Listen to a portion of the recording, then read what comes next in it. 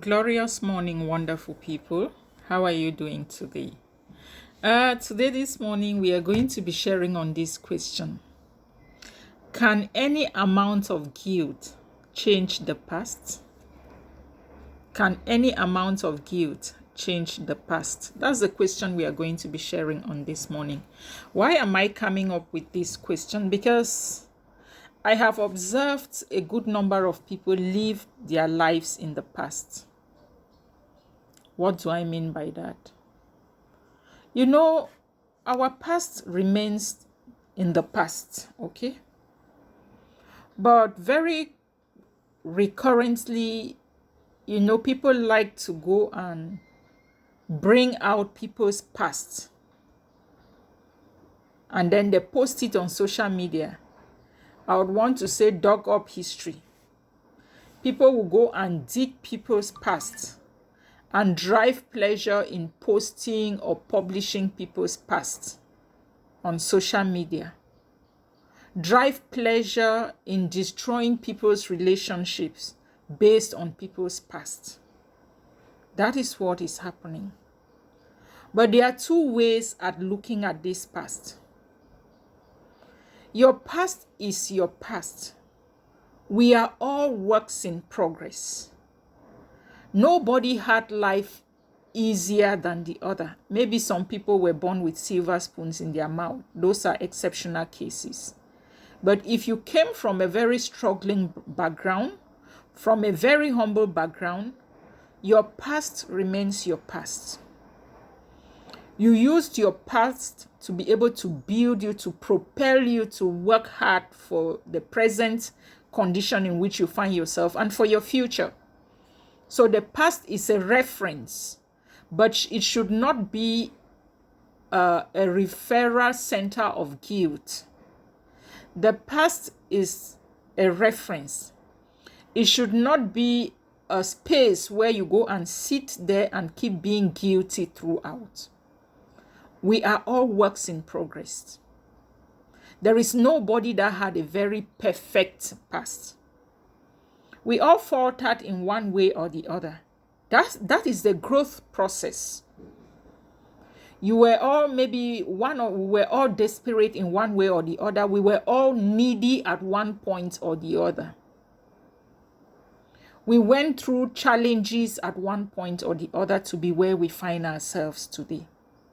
So our past should just serve as a reference that each time we reflect and look back on it, it gives us encouragement and it gives us a sense of thanksgiving to be able to be appreciative to God for how far He has brought us.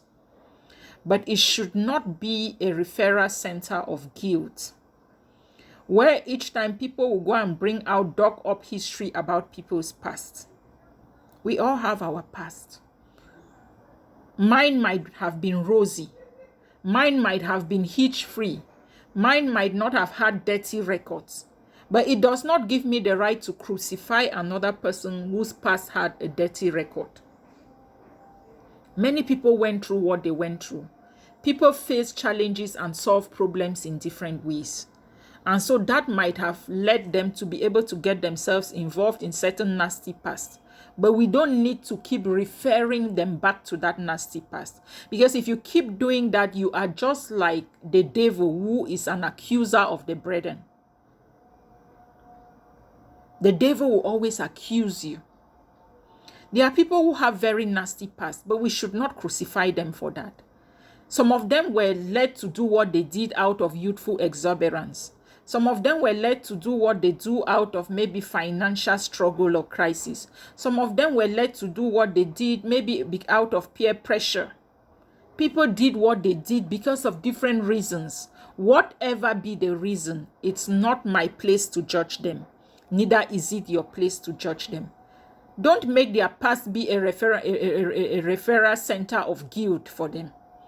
Each time you tell them, you keep reminding them, or you keep reminding people who know them, this person used to be like this person did this person did that.